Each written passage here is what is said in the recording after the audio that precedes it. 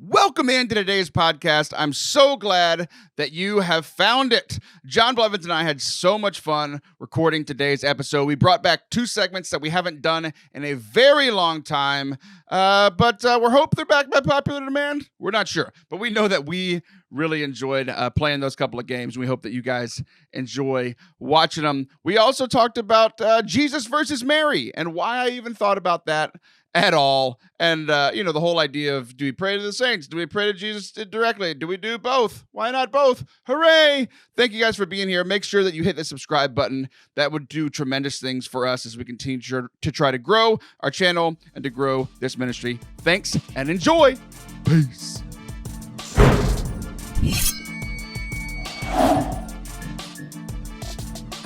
Howdy, folks. Welcome into Forte Catholic. I am Taylor Schroll, and that is the man only known to those who truly love him as Jonathan, the Greater, the Bearded, the Wonder Boy, Mr. Blevins. How are you today, sir? The Wonder Boy? The Wonder Boy. What does that mean? I like Wonder Bread. Yeah, you look like Wonder Bread and have a personality of Wonder Bread. I think that's the nicest thing anyone's ever said to me. I'm doing great on this fine day. How are you? Oh, I'm doing just tremendous. And we need to jump right in. Okay. By making everything very clear to everyone. Oh, I was trying to do a TikTok transition there. Keep going. Well, I'm too old to know what TikTok is. I know. And you're too old to be on it, but that's a whole nother subject. We all know. No, I don't know if we all know. Did you know that I'm a grad school dropout? No, but I would be surprised to learn that you went to school at all. Exactly. That is what's most surprising to people. You're just correct today. Just your patience. Just you're a smart guy. It's just your patience level. My patience level? Yeah, I just have a hard time picturing you as an adult sitting in a classroom. So here's the thing. Some of the most boring. That's what you would do. It is what I did. I sat in the back and got in a lot of trouble. But it's because I have some natural gifts that I thought school was boring because I picked it up in 3 minutes and everybody else was like, what's going on? That was you. But here's the thing. The patience thing, some of the most educated people in the world are the people that run hedge funds and are on Wall Street. They're not patient. I don't think patience and schooling necessarily go hand in hand. Okay, so sure, for maybe it depends on your major, but I feel like the people I've met who have PhDs in theology and STLs and all that stuff are the most patient people and most soft-spoken people ever. Sure, I think they're boring. Yeah, you can say that. I think I'm quite entertaining, and I think it's because I think if I would have completed my grad school, I would be less entertaining. That's what I think. I agree with you. So speaking of less entertaining, you completed grad school, correct? I did. You could call it that. I went to Fordham University online and did their theology program. So I have a master's in religious education with an emphasis in youth and young adult ministry. So is that on par with the University of Phoenix? Oh, it's above that for sure. This is Fordham, bro. This is the Fordham. So while it is Jesuit, you can question the theology if you want, but the degree's legit. I'd rather you got one from University of Phoenix. No joke. I really wanted to move to Arizona one time, and I know University of Phoenix is everywhere now, but I tried to apply to be a teacher at the University of Phoenix, but they didn't do theology. So it's still better than your grad school degree. But here's what we're gonna do. I want to give you the chance to prove that you are smarter than me. Oh gosh. Okay. First, we're going to start off with some things that I know well and see if you know them. And then we'll move into things that we're doing a test, bro. I just had a half of an energy drink. I am still sleeping. You woke me up from my nap. I didn't wake you up from your nap. You woke up from your nap and realized you were 40 minutes late to this recording. I did. I felt horrible. Okay. So I didn't know we were doing a pop quiz. All right. I'm ready. Yes, pop quiz. Okay. Okay. So, and I know that you wouldn't have any interaction with these schools because they're in Texas and it's very far from you. Okay. So, but where I went to school, my alma mater was the University of the Incarnate Word in San Antonio. That's where I went to undergrad. Never heard of it. I know you have it because it's okay. My undergrad college shut down this year, so we're on the same page. Every college shut down this year, John. No, I mean like forever. Forever. What did you do? I did nothing. Exactly. You should have donated more. Wow. Wow. How did I know you were going there? All right. Okay. The University of the Incarnate Word. And every time I mentioned that, on the football team, there's the defensive coordinator is a coach that I just met this year. He's not Catholic, but he's worked with this Catholic school. So he knows like some Catholic stuff, but I said University of the Incarnate Word, and I had to like repeat it 8 times because like he didn't even understand the words that I was saying. Okay. So the University of the Incarnate Word. What does the incarnate word mean? Incarnate, carne, flesh. Please don't clip that and put it on Twitter. It's already done. People are reacting to it live. Incarnation, dude. Incarnational, the incarnate word, the living word. So the living word. So that person has a name. What is his name? Oh, Jesus. Yes. So I went to the That's what my tattoo is, bro. Wait, what? Oh, you're showing us your muscles here on YouTube. If you are watching on YouTube, you too had to squint to try to see John's muscles. Tattoo. Oh, muscles. Yeah, both. Yeah. Wait, what does your tattoo say? It's John 1. It's John 1 verses 1 and 14. So in the beginning was the word. Wait. You just did. You just said John 1. John 1 verses 1 and 14. Okay. Oh, John 1, 4. And do you want to know why? It's the lamest reason, dude. It's like there was the Steubenville conference where Ike and Dolo and Matt Maher were playing, I'm pretty sure, or was it CYMC or something. And they made up a song for the conference. And maybe someone else made up the song. I don't care. I don't know. I'm sure Twitter will correct us. And it was like, in the beginning was the Word, and the Word was God. You remember the song? And the Word was with God. And the Word became flesh and dwelt among us. And they just sang it like over and over and all throughout adoration. And I was like, that is the best verse ever. And when I went to go get it tattooed, I realized that it was verse 1 and verse 14, and there was a bunch in between. And so I just went with it. So when you get the full sleeve completed, you'll have 14 verses. I'll have the rest. So yeah, incarnation, Jesus. It's so funny because before this show, you said, man, Taylor, you have so much planned. And you know what I didn't have planned? You singing for 35 seconds. That was awesome. I would go for 55, but I was worried about podcast time. Podcast time. It's not real. Podcast time isn't real, just like time itself. Okay, so we've got one school. Okay. And my alma mater, Incarnate Word, was playing in the Incarnate Word Invitational in basketball the other day. So real quick, I'm just really glad that you asked me what Incarnate Word means and not what alma mater means. Continue. you don't. Oh, okay. But like, I don't know what the words in Latin mean, but like, the colloquial. Yeah. Okay, so you're playing them. Yes, I did go to college, just to clear that up. So they were playing another team in San Antonio called Our Lady of the Lake. Who is that? Well, that's Mary. I don't know. See, here's the thing that we do though in America, because we only have one approved apparition of Mary in America. It's actually near Green Bay, Wisconsin, in Champion, Wisconsin, which is crazy cool. And but since we don't have any, we're just like Our Lady of the Brook, exactly. Our Lady of the Hills, Our Lady of a Lake. It's annoying. I don't know why when you were talking about America, you went to an Irish accent. I don't either. But yeah, so Our Lady, Mother Mary of the Lake. Of the Lake. Yeah, so Our Lady of the Lake. I lived there for 4 years. I found my bride there. I went to school there, and I have no idea what lake they're referencing. I really don't. But the point is, the University of Jesus was playing against the University of Mary. So that's a stretch, dude. The University of Jesus. Okay. No, like the University of the Incarnate Word. Who is the Incarnate Word? Jesus. No one but Jesus. Yeah. So I went to the University of Jesus the Christ. Okay. And his mom was at a lake, and she was down the road. And I've been to the school. There's no lake in sight. Okay. So they played in basketball. And I tweeted out, I said, who's going to win, Jesus or Mary? And the outcome of the game was, as I predicted, Jesus won. Jesus won by 13.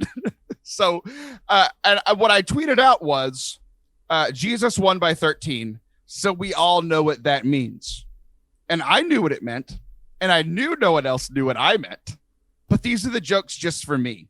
so that a week later I can come on the air and say that Jesus beat Mary by 13, which means we never have to pray a rosary again. We only need to pray directly to Jesus because obviously Jesus is more powerful. What say thee, Jonathan, with a grad degree from the University of Phoenix Blevins? Well, see, okay. I mean, you technically don't have to pray the rosary anyway. And Jesus is more powerful than Mary. Yes. So what say I? I think I like your joke, dude. Thank you. And if I would have seen it, I would have smashed that favorite button. But for some reason, I never see your tweets anymore. You muted me 3 months ago. I would. You are a top 10 minimum, maybe more, follower that I follow on Twitter. I would never mute you. Oh, that's so kind. I mean it too. I get annoyed. Every time we're on the show, you're like, I tweeted this. And I'm like, why didn't I see it? I live on Twitter. Maybe you muted words and I only tweet about the words you've muted. Yeah. But here's what happened. You muted Taylor Marshall and somehow Taylor got swept up in that. Yes. No, I've been blocked by him. I correct him on one thing theologically and I get blocked. Okay, here's the thing though. A rosary, it's a funny joke. I don't love the rosary. We've talked about this before on the show. I don't. But the reason I don't love it is because I have a short attention span and repeating the same thing over and over and over seems redundant to me. And so I get distracted. The only way that I can ever prayerfully pray the rosary is either when I'm praying with my sons, I guess my daughter too, but she's only 10 months old and can't talk yet. Or actually trying to focus on the readings of the mysteries. Yeah. But that's hard to do though. A lot of times you sit down and you just start doing it.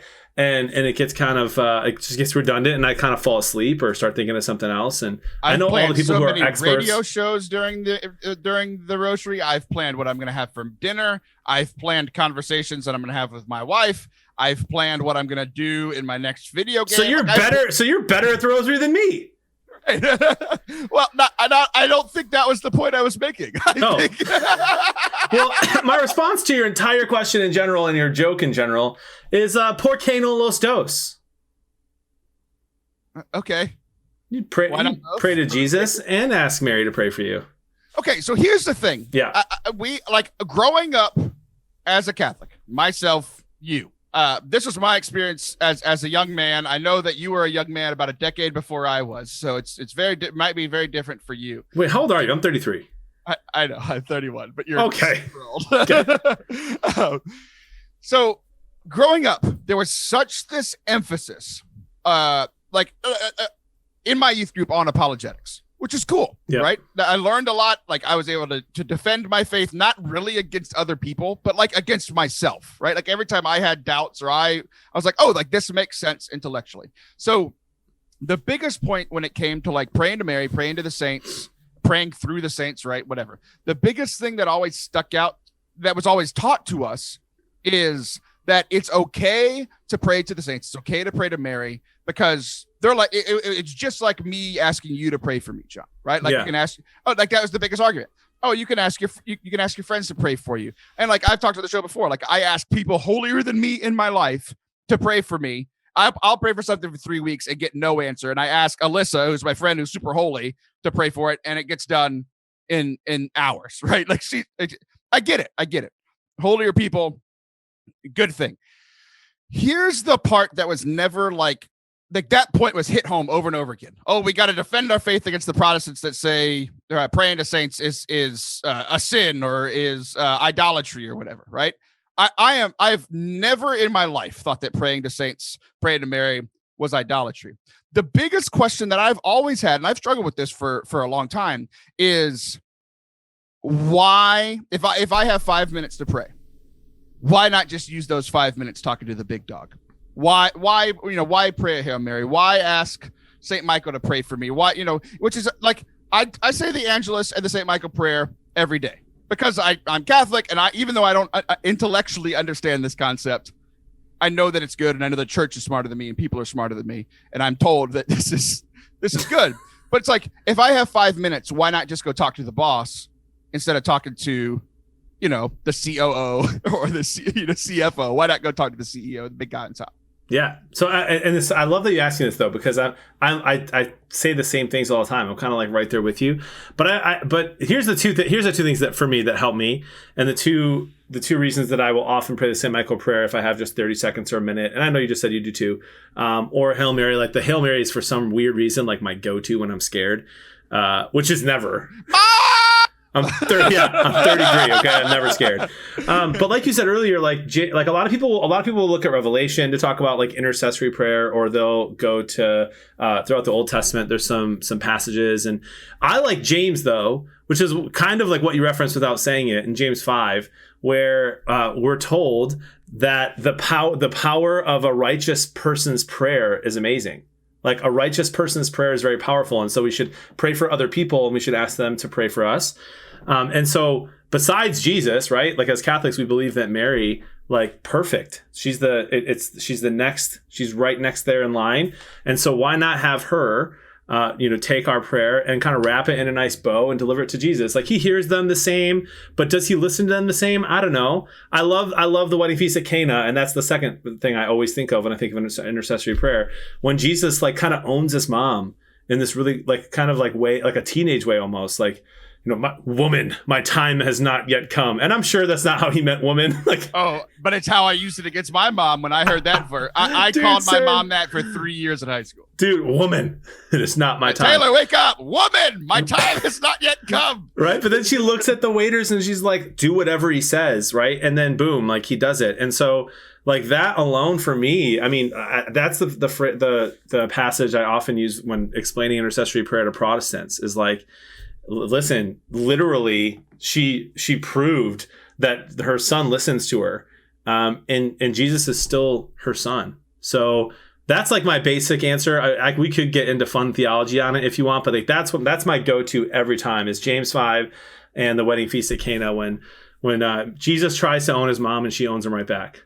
Right, and that is, you're right. Like that is the biggest story that kind of debunks like my intellectual understanding. Like just I don't know. I just think a lot like in businesses. Like I've just always been enthralled by business. I like business. Like, if I can get an audience with the CEO, why not get the audience with the CEO? And like obviously you go down like, yeah, I think Mary's right up there, and like a lot, the apostles and that sort of thing. And then you have like your minor saints that are the janitor downstairs, but they're still holier than me. Like that. So like it's like, okay, if you can't get an audience with the CEO, try somebody else. But it's like, okay, we can always have an audience with the CEO. We can always have an audience with the Father, with Jesus, with the Holy Spirit.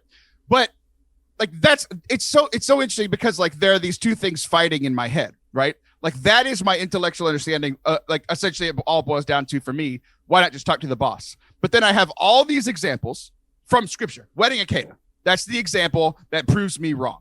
I have the example that I've already shared from my personal life. Alyssa gets all my prayers answered.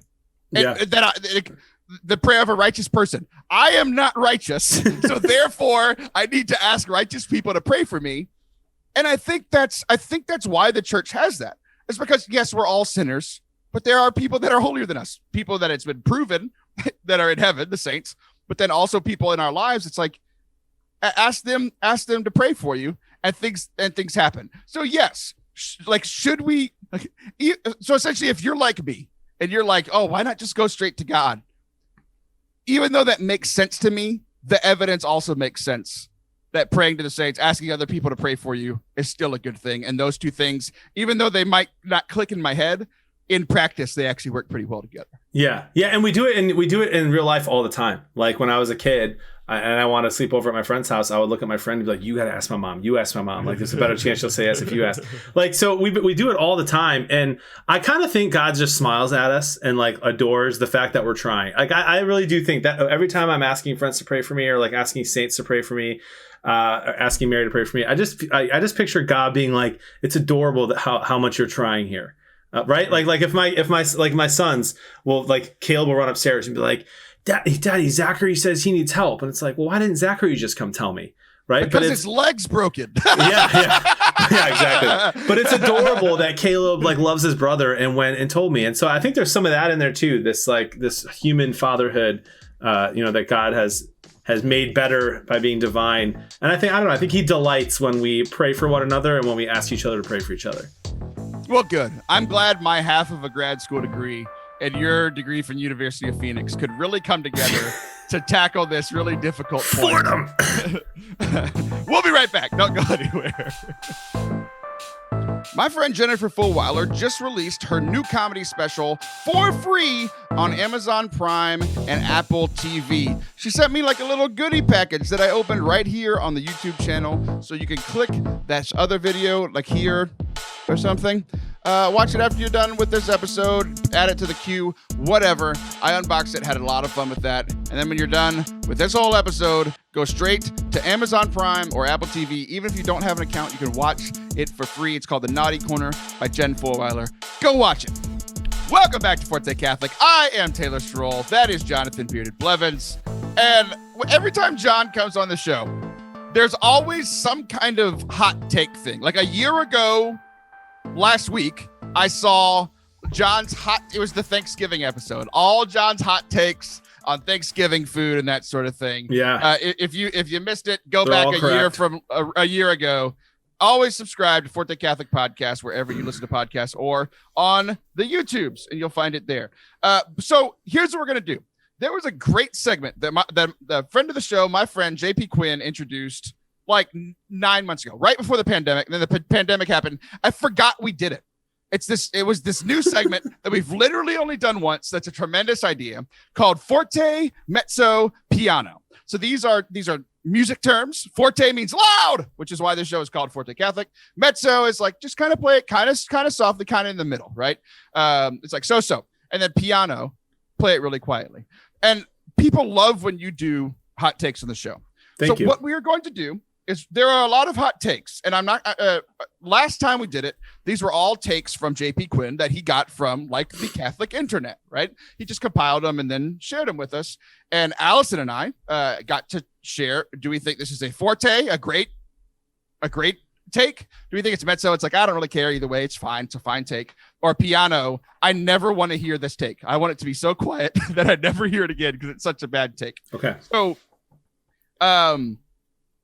instead of having listeners submit these, our good friends over at the Clerically Speaking podcast, good friends is a liberal term, usually hosted by co-host of this show, Father Anthony Sharapa, and not co-host of this show, Father Harrison Eyre, everyone's favorite Canadian priest. Sorry, or Father Daryl Miette. I don't want to just put a knife in his back for no reason. One of the two. So they have had this podcast for over 2 years, and they've never missed an episode. And they think they're super cool or something. I didn't miss one for 3, but whatever. It's fine. It's fine. But Nicholas Sharapa, our friend, who has been very helpful in trolling his brother on this show multiple times, trolled all of us by putting out a 1 hour episode, even on the week that Father Arison. Father Arison. That's what I'm going to call him. From Arundel. And Father Shanthony. They weren't there. So Nick did 3 minutes of takes to start the show. And he thinks that he's going to go unchecked, but we cannot allow this. Okay. We will not allow his takes to go unchecked. So John, you and I are going to decide if we agree with his takes, if they're just okay, or if they're terrible. Are you ready for this? Yeah, but hold on. Was it an entire hour of takes? It was 3 minutes of takes and then 55 minutes of the Suba Tweetologica song. Okay, that's amazing. All right, let's do this. The best rock and roll singer of all time is Meatloaf. Piano. Why? I love that Nick loves Meatloaf. I know it's like his thing. They're just an okay band. They're just okay. Meatloaf I think it's piano as well. Meatloaf is a better food than rock and roll singer. Yeah, like I mean, I think it's a fine voice, but the best voice ever? No.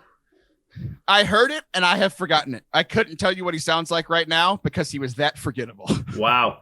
Yeah, I mean, I don't understand what his obsession with that is. I feel like he leans into it. We have to do this sometimes on the internet. Like you say something and you say it enough and you just have to kind of lean into it. For me, 10 years ago, it was Taco Bell, man. Like I was obsessed with Taco Bell. I'm like, I never really have actually been obsessed with Taco Bell, but I had to keep leaning into it until finally I just gave it up. There is a Taco Bell take that we were going to get to. Okay. He takes, but we're doing it right now. All right, let's go. You have not seen this list. You did not listen. I've not. Because you don't listen to podcasts run by your friends, but whatever. Correct. So where's Taco Tuesday is an evil ploy by McDonald's to reduce taco sales on every other day for Taco Bell. Ooh, that interests me greatly. I'm going to say Forte. Shout that one from the mountaintops. I love it. I do not think that this is real, but I so want it to be. So it is a Forte take from me as well. It is so creative. It is such a conspiracy theorist. We're wearing the wrong hats for that. We need to be wearing the tinfoil ones, but it is so funny that I will Forte it as a comedic take, even if I think it's ridiculous. Yeah, I've never heard anyone say that, and I love it, and I'm not surprised because I love Nick. Sticking in the Mexican food genre, Doritos are garbage.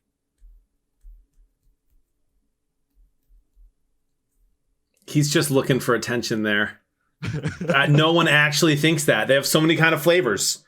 Piano from me, dude. If you can't find a Doritos flavor you like between the taco kind, the nacho cheese, the Cool Ranch, the hot Dorito one, there's so many flavors. They're not all bad.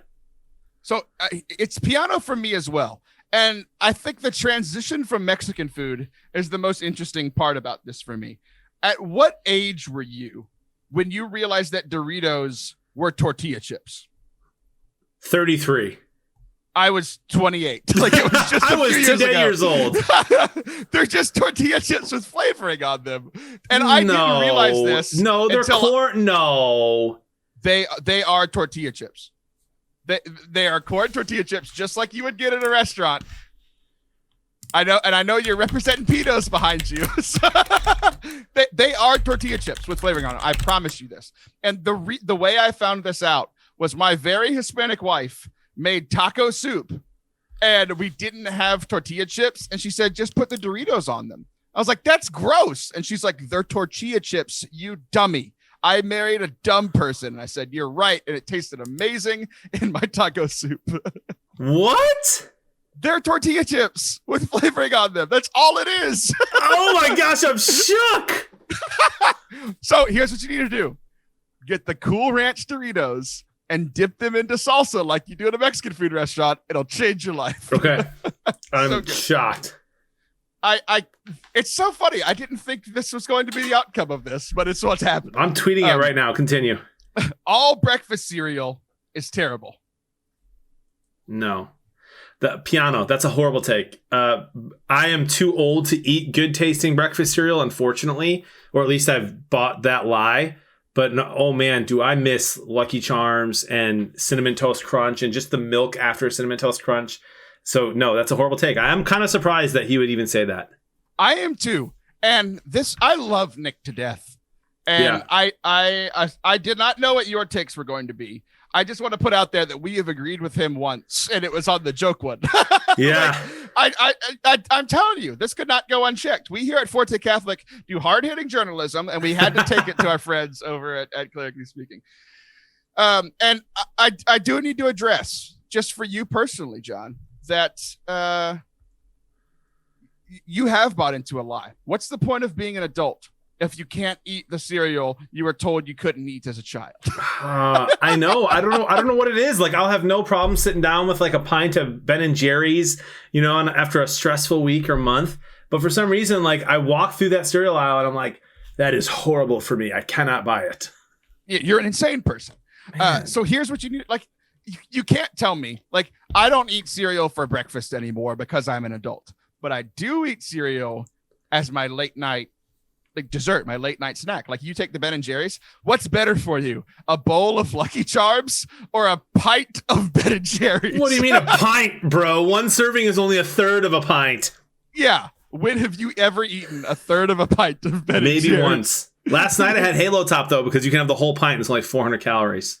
I don't know what that is. Moving on. Okay. The only good Pop-Tart flavor is cinnamon sugar. Every other tastes like sewage.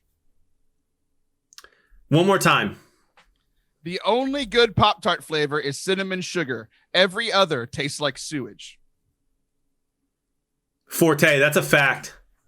That's 100% true, man. The strawberry one, trash. No one actually likes it. It's my favorite. The s'more one, are you kidding me, bro? Puke. S'more one's so bad. I can't believe they even make the plain ones. So yeah, great take there, Nick. Here's the thing, and we see this a lot on the internet. People can have a good take, and like you said, they just stick with it or take it too far, right? If he just would have said, if you're just stating your favorite, everybody can have a favorite Pop-Tart flavor. That's fine. Unless it's s'mores. Then you're an insane person. But everybody can have a favorite Pop-Tart flavor. But saying all the others taste like sewage, I don't know. It's true. I would rather eat s'mores than sewage. Not the Pop-Tarts. Come on. Dogs smell bad and they're dumb. I can just it's funny. I can't hear him because I've not met him in person, but I can see him tweeting it. And dogs it's funny. Smell bad and they're dumb. So not all dogs smell bad. That's not true, but I like the take because dogs are dumb. They are. I can't stand them. I'm such a cat person. It's okay. That's disgusting. Cats should never have been created. God made one mistake and it was cats. Have you read the book of Revelation? There's cats in there, but not there dogs. Shouldn't be. And I'm telling you, so I love dogs. I love dogs. All dogs don't go to heaven, but there is a lion waiting for you to greet you when you go to heaven. Oh my gosh. I do love that. Lions are amazing. Those kind of cats are great, but house cats are pointless. I love dogs. Don't get me wrong. I love dogs. My parents have dogs. I grew up with dogs. I'll probably get a dog for my kids. I love them. I think Americans love them too much. And the fact that there are homeless people on the streets all over the place and we're spending thousands and thousands of dollars on vet bills for animals, I think is a crisis. You ready for this? We've been talking about food for so long. It's now time to talk about where we receive the food of life, the bread of life. Mm. Church songs from the 1960s, 60s. Okay. They're fine. He said they're fine? They're fine. Give me 3 examples. I don't know. I'm Googling it. Yeah, I don't know. Hymns from the 1960s. Let's see. How Great Thou Art. How Great Thou Art is the greatest song of all time. It's a great song. Hymn of Praise is okay. Amazing Grace is good. Turn Your Eyes. Oh, yeah, that's fine. Yeah, everybody hates on them. All the 60s and 70s were terrible, but we got some great songs out of there. And some of Nick's takes, even though it's a bunch of duds, there's some gems in there. There really are some gems. Yeah, that's a Forte take from me. They're fine. And honestly, the 90s were what's wrong with church music, man. Waves of Mercy, Waves of Grace is an all-time hit. All time. Did you see the video earlier where it's like, you're not, no grown man can listen to Waves of Mercy, Waves of Grace and not do the hand motions? I don't think I know it. Are you kidding me? No. You absolutely know it, and you're baiting me into doing it. No, is it Waves of mercy, waves of grace, everywhere I look, I see your face. Okay, yeah. Hate that song. Wait. We got to do Your Love Has Captured Me. I have a rod and reel. Your love has captured me. If you're not watching on YouTube, you're missing out. Subscribe to Forte Catholic on YouTube today. Okay. Feeding geese by the pond is preserving the goose welfare state. They need to get a job. Facts, 100%. Shout it from the mountains. I don't think you've thought about this long enough. There are implications for this for human beings. One implication for human beings. We are tasked to take care of God's creation. Now, I don't think that means we need to feed them Wonder Bread, but they are on a welfare state. We should be taking care of them. I disagree with this take. Geese? Piano. Yeah. We've gotten to a point where they don't even taste good anymore, man. Let's get them extinct. Wait, geese don't taste good? No, only the wild ones that you find in the forest, man. Those ones hanging out in ponds outside of Best Buy, nah, shoot them. I think you need to feed them Wonder Bread and then serve them between Wonder Bread. I think that, here's a hot take, we should shoot more animals more regularly. 100%. You're an animal. Flossing is a monthly activity at best. Okay, so I'm gonna go Mezzo on this one. It's my first middle, which is rare because I'm usually never in the middle on something. You've never had a Mezzo taken your entire life. I'm gonna go middle though because I think you should floss every day, and I kind of am upset that I don't floss every day, and I probably do floss like once a week, maybe once every other week, and so that's why I'm gonna go middle. I think you should do it daily, but it's a tough thing to remember, and so I'm gonna say Mezzo. I'm gonna say Forte. It's a great take, and here's why. It is the most Catholic take. And you actually kind of explained why it's the most Catholic take. Something you should do every day, but you don't do as often as you should. Sounds like my Catholicism. Yeah. Daily prayer. I probably should do it more, but it's every other day, weekly, monthly, during the pandemic, who knows?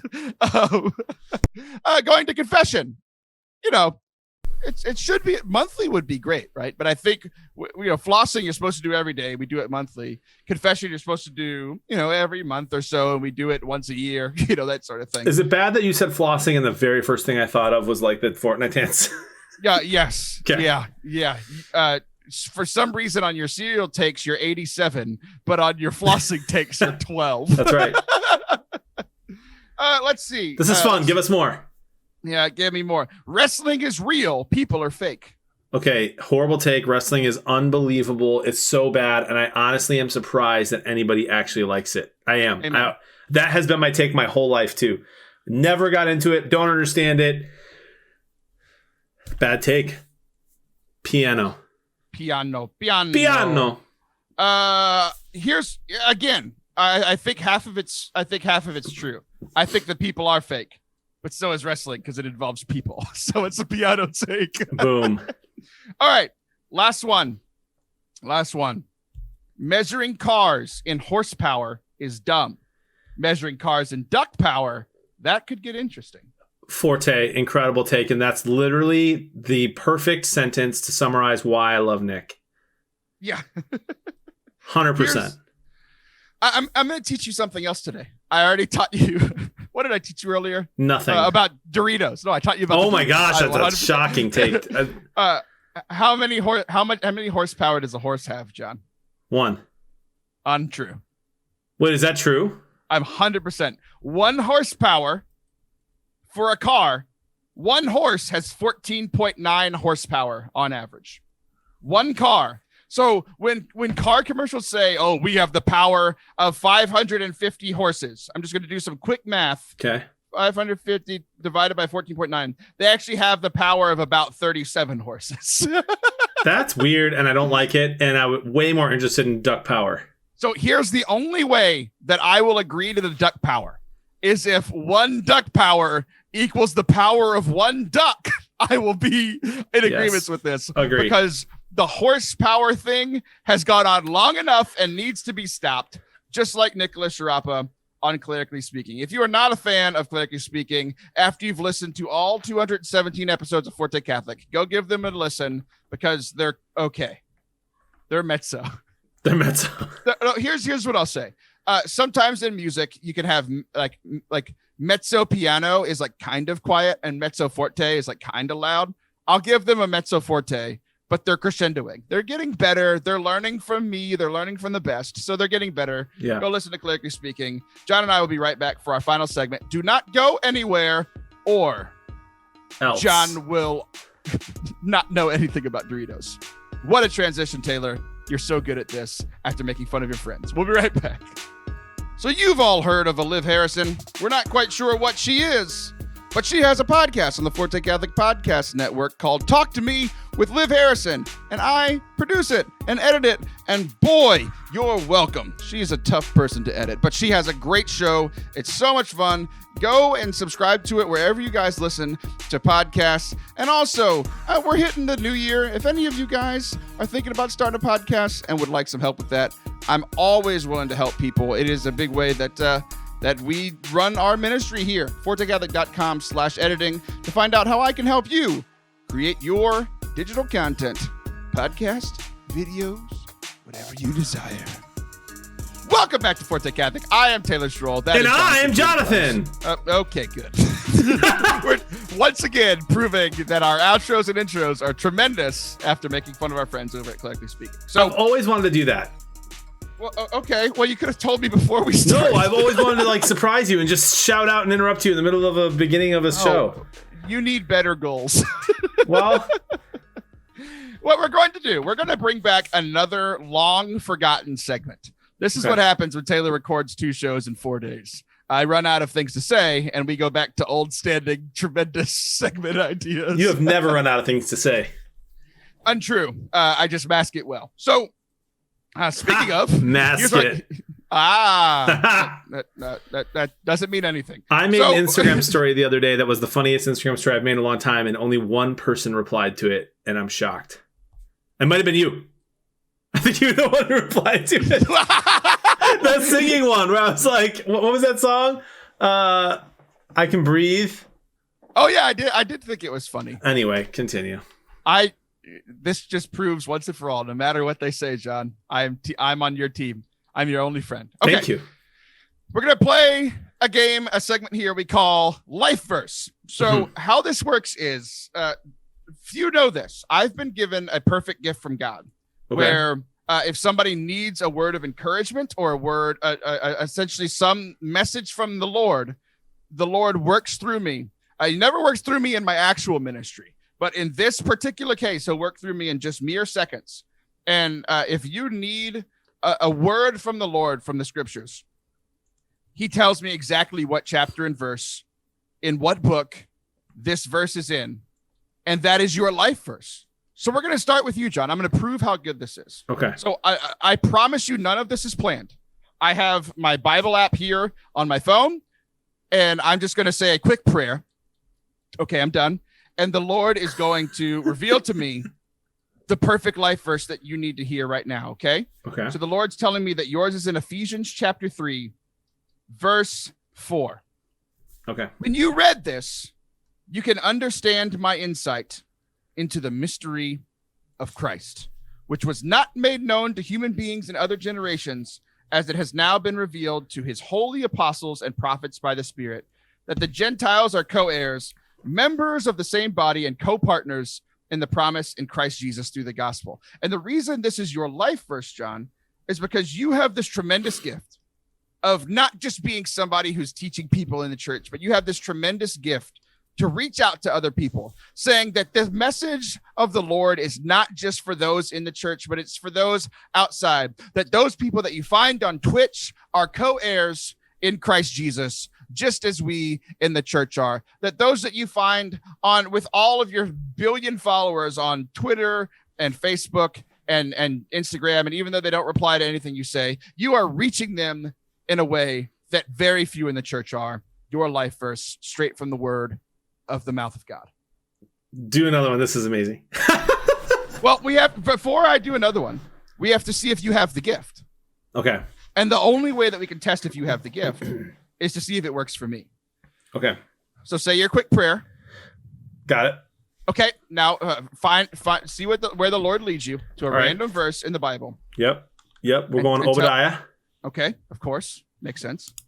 There's only one chapter in Obadiah, so we're going to go to Obadiah chapter 1. On that day, verse 8. On that day, oracle of the Lord, will I not make the wise disappear from Edom and understanding from Mount Esau? Can I do 2 verses? Sure. Taman, your warriors will be terror-stricken, so that everyone on Mount Esau will be cut down. Because of violence to your brother Jacob, disgrace will cover you. You will be done away with forever. Taylor, please explain. Taylor, this is the opposite of what the Lord thinks about you. Okay? You see, Edom betrayed Judah, but you, even though sometimes you think that by not praying enough or not being holy enough that you're betraying God, you really aren't. You keep going back to him in mercy, and he welcomes you back every single time. And he wants you to know that he sent his son after Obadiah happened so that people like you would be able to live in mercy and in freedom, knowing that you are loved by God and that he does not cast you out into the darkness. You're a snake oil salesman, because we all know that why that verse applies to my life is that right at the beginning, it said that wisdom is disappearing right before your eyes, and you're watching the show, and all wisdom has disappeared. That was perfect. It was pretty good. You're very kind, and you're okay at this. Let's see if you can get better. Okay. So we're going to test each other now. So now, who would you like? Anybody, living, dead, who would you like me to give a life verse for? For you to give one to. Yes. Mitch Trubisky. We're taking turns. Mitch Trubisky, obviously from Habakkuk, chapter 2, verse 11. For the stone in the wall shall cry out, and the beam in the frame shall answer it. So we know that Mitch Trubisky is the stone in the wall, and he is crying out, Lord, more playing time. Lord, help me win. But the beam in the frame that answers is Nick Foles. And he is saying, I am here. God cannot hear you. I am your quarterback. I like that. That was funny. This is fun. Okay. I would like you to give a life verse for our good friend, Father Anthony Schrapp. Okay, I thought you were going to say Liv. I really did. For some reason, I thought you were going to say Liv. But this is for Father. I was going to say somebody else, but we'll get to that later. Okay, Father Anthony, of course, is going to be coming from Ezra. I thought you were saying like Father Anthony of Newcastle. You were like, of course. I'm like, where is course? No. This is going to be Ezra. Okay. One of my favorite Star Wars characters. Wait, is there really a Star Wars character named Ezra? He's the primary person in Star Wars Rebels, the best Star Wars storytelling. Please go on. Okay. Hold on. I was going to pick this random verse, but I can't because it's just a list of names. So here we go. Ready? It's hey, no. That just sounds like one of his homilies. Right? It's going to be Ezra, and it's going to be starting with verse 3, chapter 10. Chapter 10, verse 3, Ezra, for Father Anthony, okay? Father Anthony, here is your life verse from Ezra 10, verse 3. Let us therefore enter into a covenant before our God to dismiss all foreign wives and the children born of them, in keeping with what you, my Lord, advise, and those who are in dread of the commandments of our God. Let it be done according to the law. Rise then, for this is your duty. We are with you, so have courage and act. And this is just a confirmation, really, of the vocation of the priesthood that God has given Father Anthony. God, I have never in my life encountered another person with this gift. I've tried to do it with so many other people. No one can do this. And he just needs to dismiss all foreign wives and children born of them. He has.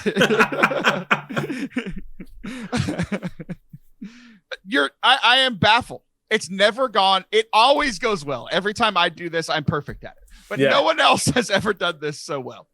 So this is fun. Let's keep going. Who would you like me to give a life verse for at this moment? I want you to give a life verse to Joel Stepanek. Joel Stepanek, your good friend, the person behind all of your body transformation as you go through all of your workouts. So you're doing great. You're looking great. Joel, the workout freak, the life teen man extraordinaire. I've met him in person for longer than I've met you. So, wow. Our friend from the chapter of Philemon. Philemon. How do you say it? Philemon. No, it's Philemon for sure. I hope it is. For I have experienced much joy and encouragement from your love, because the hearts of the holy ones have been refreshed by you, brother. Is this not perfect for Joel? Perfect. He is one of the most encouraging people I've ever known. It talks about experiencing joy and encouragement from his love. I have gone to youth ministry trainings with him, and most youth ministry trainings are super boring, but he was very encouraging to us. I got to meet him after. He had been on the show before, so it was like this cool meeting of like, we had met through the computer screen before, but now we meet. He is such a loving person. You have talked at length about his love for you as a brother. This is perfect. I am so good at this. It's unbelievable. You are really good at this, but I would argue that I'm better because it's harder to use the Old Testament, and I've done it twice now. You have used the Old Testament twice as well. This was my first New Testament one. And no. I went first. Yep. What did you do first? Habakkuk. What did you do second? I have no idea. The Lord, it's like confession. I get the gift. Didn't and then you? I forget it First you immediately. did Ephesians. Okay, fine. Do your next one. I'm going to do the New Testament finally because it's way easier in the New Testament. Okay, this is the one I wanted to do earlier. Okay. And this is where it gets dangerous. This is where we really test your skill. You can do it for random people. We can make jokes about Father Anthony all that you want. You can make jokes about me all that you want. But to really test your skill at this, to see if you are as good of a Padawan as I think you are, Cynthia Blevins, the lovely mother of the Blevins family. Let's see what you got. This is where the rubber meets the road, my friend. Mama Blevins? No cheating. Let's make it tough. Let's go. We're going to go Revelation. Okay. Give me Revelation. 12. Okay. All right. A great sign appeared in the sky, a woman clothed with the sun. Oh, Jonathan, you are cheating. I'm not cheating. You are cheating. I did not have it memorized. You're so cheating. With the moon under her feet and on her head a crown of 12 stars. She was with child and wailed aloud in pain as she labored to give birth. I promise you I did not know. No way. Okay, Jody's here. Jody's here. She's never, ever been on the podcast. You will hear her say yes or no right now. Jody, do you think that I have Revelation chapter 12, verse 1 memorized as the woman and the dragon? No. Jody Blevins, I need you to push back on his Safari that he just used to search the internet because he just searched Bible verses about mobs. I promise you I didn't. Look, Jody, come here. Just confirm this is true. Just confirm this is true. What does my history say? The last 4 things on Google right here. GOI, NAB Bible, Gospel Hymnal Songs. Are Doritos tortilla chips. That's it. I promise. Oh my goodness. I will never believe you. I will never but I'm telling you, I believe myself and it's amazing. I'm telling you, dude, you've got the gift. You've got the gift. Thanks, bro. I've never met anyone else with the gift. I've been doing this game privately for 7 years, and it's the greatest thing I've ever invented in my life. And no one else has ever been this good at it. So here's how we have to end. We can't end on a better one than that. So we're going to cut this a little short. And all we're going to say is like the difference. What is the difference? We proved earlier that you have a complete degree from a fake university, and I have half a degree from a real university. So we're about the same. Yeah. So, but I still need you to explain to me what's the difference between public revelation and private revelation. What? Where's that coming from? Is it not obvious? No.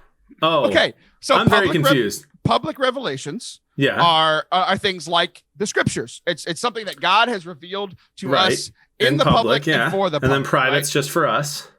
Private is just for us. All of these things from Life Verse are private revelations. You don't have to believe them if you want to.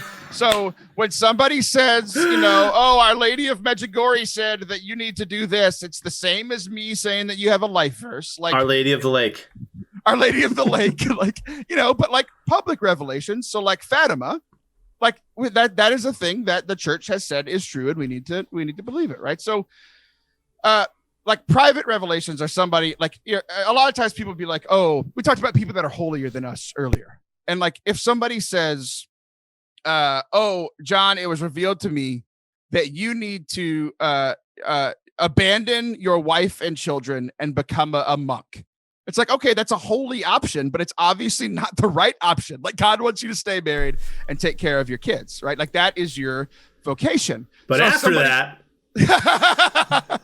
But if somebody has a private revelation, what do you need to do? You need to test that against public revelation. You need to test that against the word of God. You need to test that against the church's teachings, that sort of thing. Test everything and retain what is good is something that it says in scriptures. So like, obviously we're playing this game and it's a lot of fun, but it's also this conversation of like a lot of people's lives have been messed up by private revelation. Like there's a lot of times that I've heard of just terrible things that have happened at church events, at ministry events where somebody's like, oh yeah, in prayer. Oh, the Lord told me to tell you that the person you're dating isn't for you. It's like, that wasn't from the Lord. That was from that person. Right. And like they wanted to date you.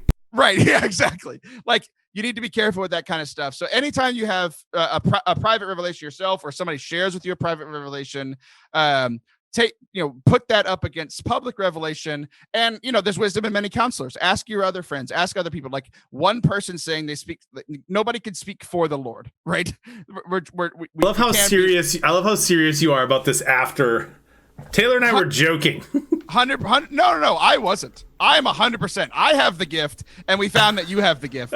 So all of those things were real private revelations, but you don't have to take them as such. That's our show today. I'm Taylor Schroll. That is Jonathan Blevins. I am very clearly losing my voice. It's time to end this show. I'll be back next week. See ya!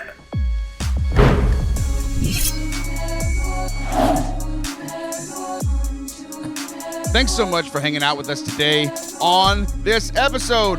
We have a favor to ask of you. Can you share this with a friend that you think might enjoy it? Who do you know that enjoys Catholicism and being silly? Like, who is that? Share it with them. Tag us on social media at Forte Catholic on Facebook, at Taylor Schroll on Instagram, at Forte Catholic, or at Taylor Schroll on Twitter. Tag us. We want to see you guys celebrating the holidays with us. Do it. Thanks so much. God bless. Enjoy your week. Ah!